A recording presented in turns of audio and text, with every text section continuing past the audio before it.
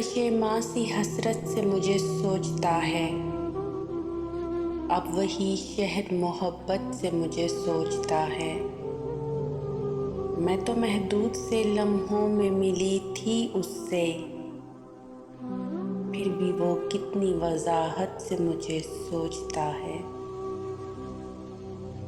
जिसने सोचा ही न था हिज्र का मुमकिन होना, जिसने सोचा ही न था हिज्र का मुमकिन होना, दुख में डूबी हुई हैरत से मुझे सोचता है।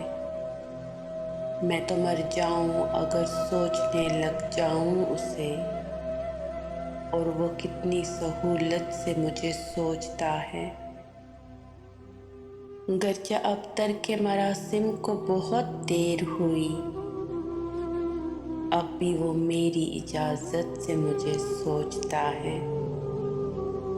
कितना खुश फहम है वो शख्स के हर मौसम में, कितना खुश फहम है वो शख्स के हर मौसम में।